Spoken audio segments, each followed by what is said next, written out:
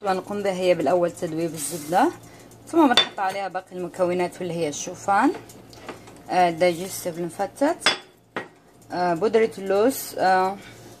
طبعا هي المفروض الوصفة 120 جرام شوفان، بس انا حطيت 100 جرام و20 جرام من بودرة اللوز، وملعقتين السكر.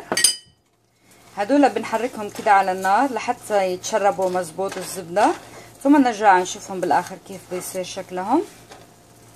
طبعا المزيج هذا نقلبه على النار لدقيقتين تقريبا.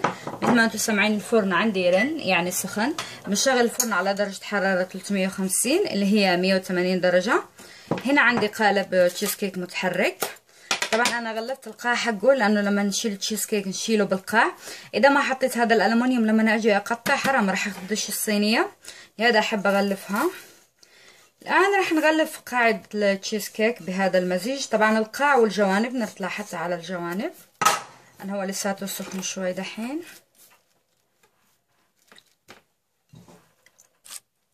أنا بالأول أركز على الجوانب أغطيها، وبالمرة ما أسيب زي كده عجين مجمع كتير هنا.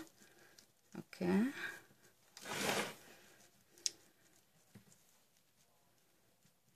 واو سخن. تعرفوا هاي زبدة إذا خلينا حتى تبرد راح يجمد، لهذا نشتغل بها وهي سخنة شوي. خلونا أنا أكمله ثم نرجع نشوفه. هذا هو القالب بعد ما غلفته مثل ما انتم شايفين، نغطيه تماما. نحاول ما نسيب هذا الجوانب سميكة. طبعا هذا نخليه على جنب ونعمل الحشوة. اول خطوة في الحشوة هي نخفق الجبن مع السكر. نحن نحتاج الى 500 جرام جبن، والان فقط انتبهت انه اللي عندي 450 المجموع، لهذا حطيت 4 حبات جبن لافاش كيري، ثم نحط عليها السكر بواسطة هذا المضرب. نخفقه كتير منيح لحتى يصير الجبن كريمي اكتر ويمتزج معاه السكر. طبعا مثل دائما نحتاج اننا ننزل الجوانب لحتى يمتزج الجبن كله مزبوط. الان راح اضيف رشة الملح شوي بس، والكريمة 125 جرام مو ملي يعني نوزنها، وبشر حامضة. اللي ما عنده ليمون ممكن يستخدم البرتقال. طبعا نرجع نخفق. الان راح احط البيض بيضة يعني بيضة ونخفق، ثم البيضة الثانية ونخفق. امتزجت عندي البيضة الاولى تماما. الان راح اضيف البيضة الثانية، ومع البيضة الثانية راح اضيف الطحين اللي هي 25 جرام.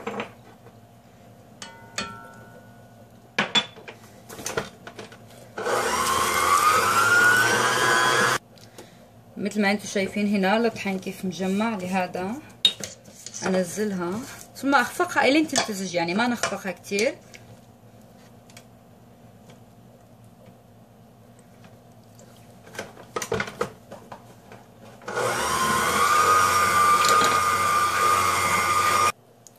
حبيت اعصر عليها كده حق ملعقتين ليمون لحتى احصل على شوي نكهة حموضة اكتر. طبعا انا جالسة اعصر على ايدي لانه مثل ما انتم شايفين هنا البذور، لما نشتغل بهذه الطريقة تفضل البذور بايدينا. كتير يستخدم البيض كمان الايد لحتى نشيل الصفار بهذه الطريقة. في ناس ما تحب سبحان الله، انا لا ما عندي مشكلة. والليمون حلو للايادي. خلاص هذا اخلطها. طبعا انا عندي الان قشرة الفطيرة حطيتها بالفريزر يعني بالمجمد لمدة ربع ساعة. نستنى عليها تكمل ربع ساعة ثم نحط فيها الحشوة.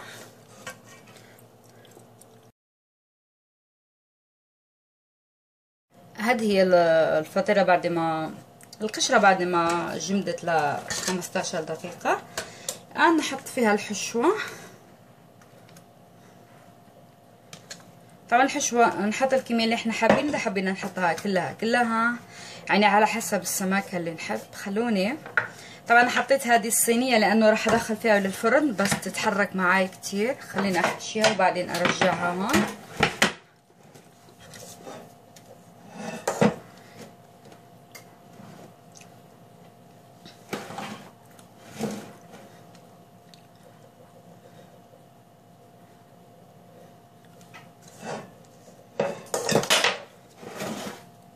مو شرط اني احط كل الحشوة، لانه بعدين راح اعمل عليها طبقة فواكه.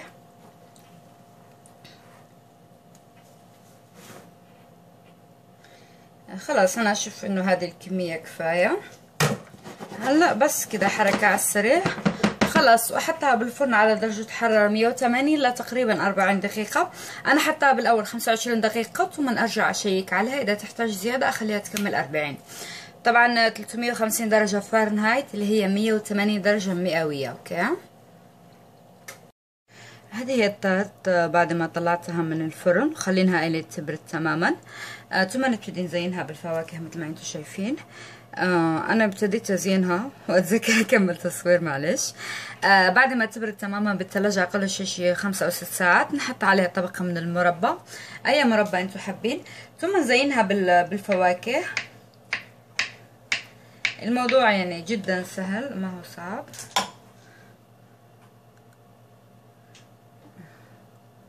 طبعا مثل دائما التزيين زي ما نحن بنحب.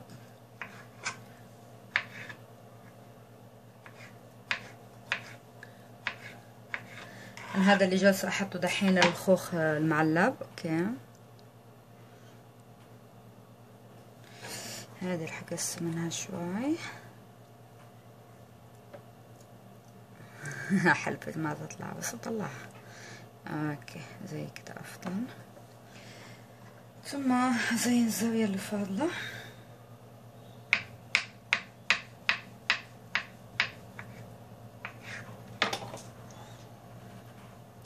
طبعا الفواكه نحط اي فواكه نحن حابين.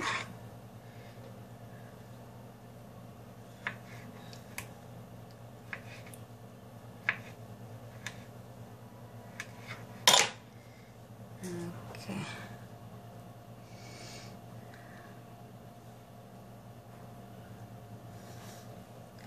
حتى التزيين زين بالطريقة اللي نحن حابين. اوب تكسرت.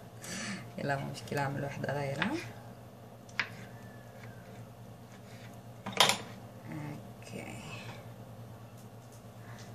أنا عندي هون الكيوي، هالحبة اللي جالسة اشتغل بها الان مستوية كتير، لهذا عملت هالحالة اللي انتو شايفينه. دحين راح كمل بالفراولة.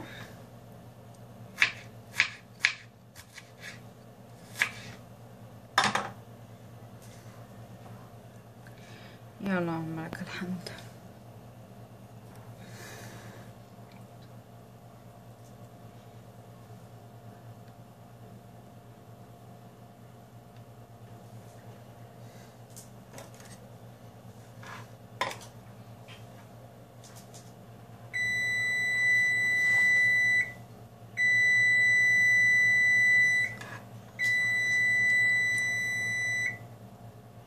خلاص كده انا اكون غطيتها كلها بالفواكه. طبعا اغسل ايدي مثل ما انتم سامعين.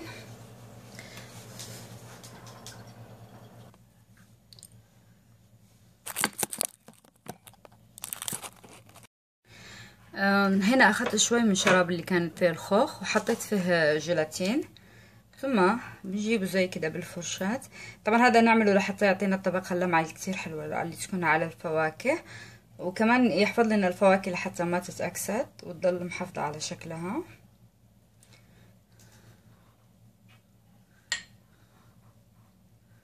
زي كده. طبعا ندهنها كلها.